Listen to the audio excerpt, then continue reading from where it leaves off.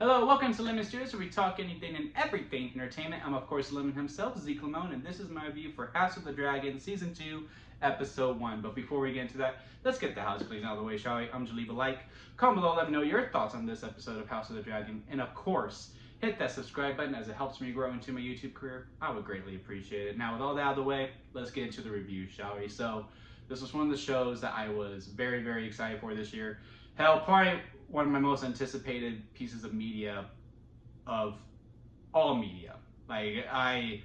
Movie, television, game, whatever, album, you name it, it's up there. It's within the top 5 of the most anticipated that I was most looking forward to seeing. And boy, did they start off with a banger. This was a great episode, and we're going to first start off talking about Rhaenyra and Team Black overall. Now, for the most part, I am Team Black. I do see how there are some people on Team Black that are not so good. Damien, love the character, but you know, he's not a good guy. He's just not. And there's also some good people in Team Green. But I am more Team Rhaenyra than I am Team Alicent, because let's face it, out of the two heads, I know Aegon's the king, but the head dog within the storylines anyway is Alicent. It's Alicent versus Rhaenyra. And, you know, someone else just has the crown. It's kind of like in wrestling, for those who watch wrestling, is when, you know, a manager turns on the superstar and they get a new guy as their manager. The wrestler is fighting another wrestler, but their real beef is with the person on the outside of the ring. But anyway, that's just how I see how this show is. It's really Alicent versus Rhaenyra, not Rhaenyra versus Aegon. But out of the two, and I like both characters, like not just because, ooh, Alicent's so good to boo and Rhaenyra is so good to cheer for. No, I think they're both actually genuinely good characters who both have flaws and, you know, they do their best. I just lean more towards Rhaenyra, but that's also probably because, you know, season 1 was Rhaenyra's show. Like, Rhaenyra was very much a focus. It does look like this is going to be more of an ensemble piece moving forward, because it was pretty balanced out. I would say this episode overall was very Team Green heavy, which is, you know, fine for what it is. I am hoping episode 2 is more Team Black, and then later on we could find a nice 50-50. But we'll kick off with Rhaenyra's storyline in Team Black, where she's quiet throughout this whole entire episode. In fact, she only has one line, and that is just, I want Aemon. I want him dead. I want my revenge. Because she's going through this whole entire episode, you know, just in silence, grieving, holding back tears, kind of like in denial that her son's dead. And, you know, that was also alluded to earlier in the episode when Rhaenyra, I believe is her name. It's going to take me a minute to recall all the names. So give me a brief moment for those. But Rhaenyra and Damien meet, and Damien's like, nope, get back on your dragon. We're going to King's Landing because, you know, we're just going to take over. We're just going to be done with it. And she's like, no, not until the queen gives the order. And she explains to Damien, like, look, when my kid died, I was kind of in denial about it until I saw the body or his clothes or whatever, however the line was. And same thing happened with Rhaenyra when, you know, she gets to the beach and she sees, she's like, oh crap. And then she utters that one line. And then Damien's like, hi, cool. get some blood up in here. Sneaks off to King's Landing, finds some guys that are willing to help him. And I gotta say, I think they're the stupidest dudes ever. Because Damien's directions were very clear. Alright, he has one eye. He has an eye patch. You can't miss him. Now, I do recall them asking Damien, and what if we can't find him?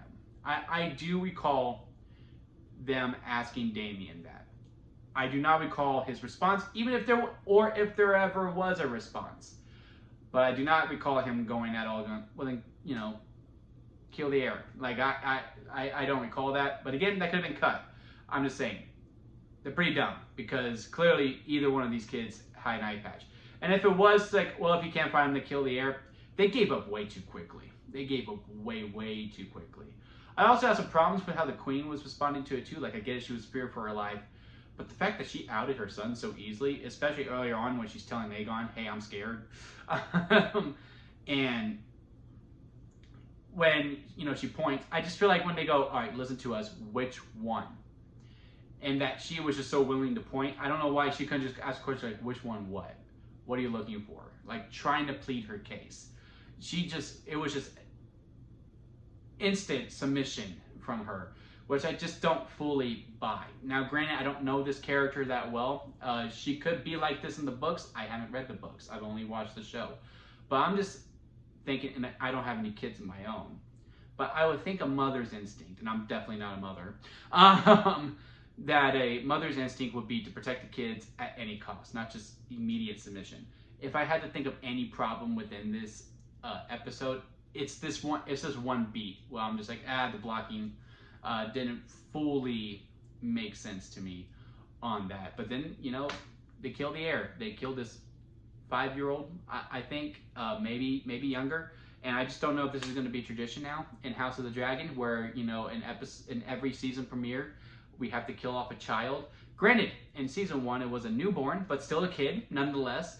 And, they killed a kid in this one. And then that's just wild. That episode 1, they did that. And, like, the way you hear the kid scream, it was horrific. It was very, very horrific. And I just know Aegon is gonna lose it.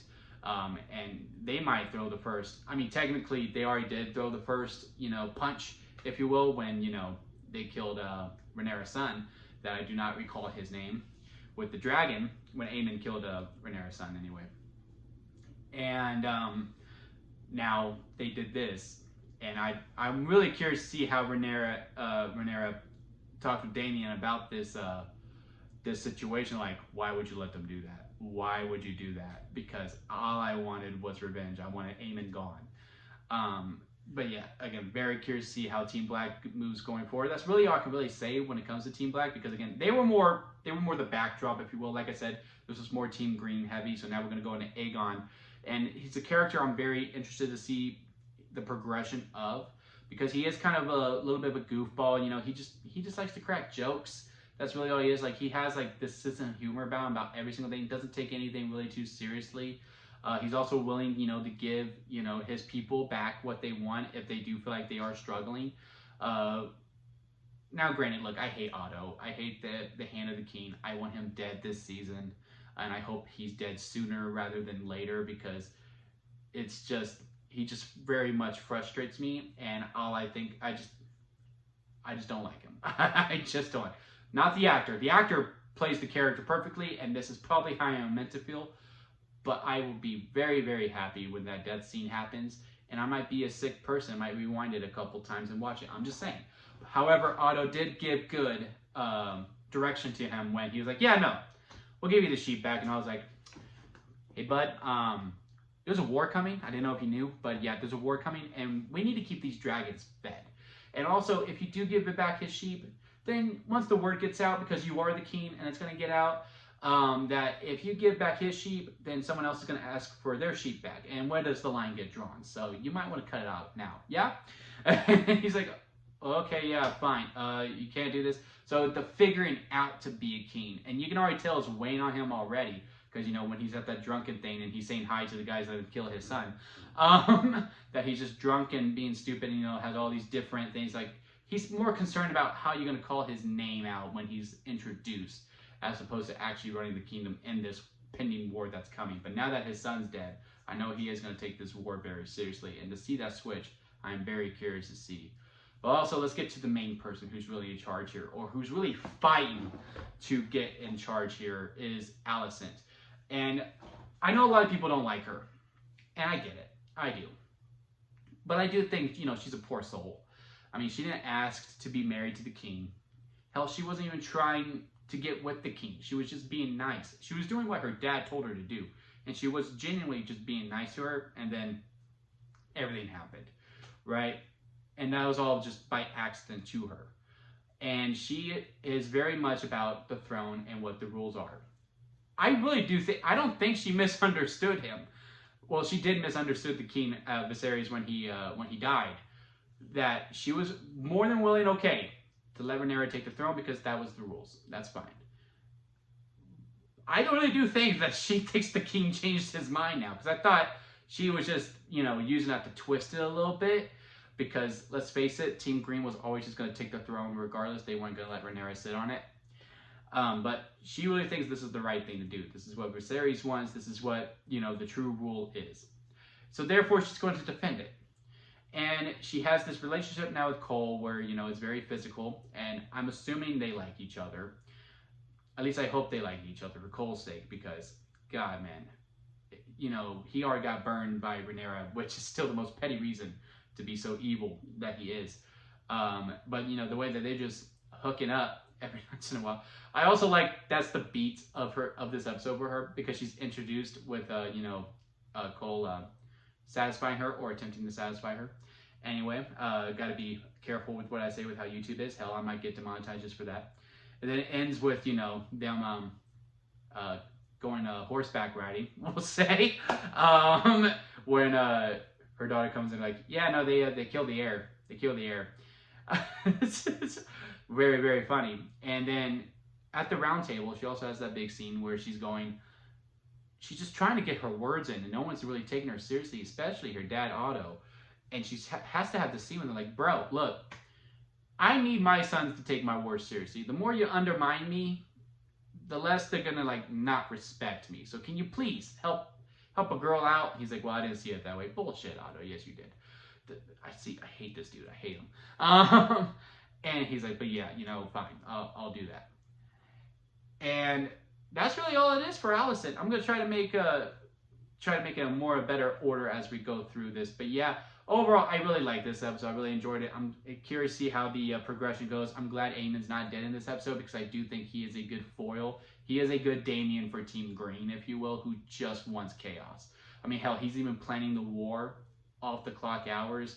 And, you know, when Otto finds out, like, bro, you got it. If you're going to do this, the king or myself has to be involved with it.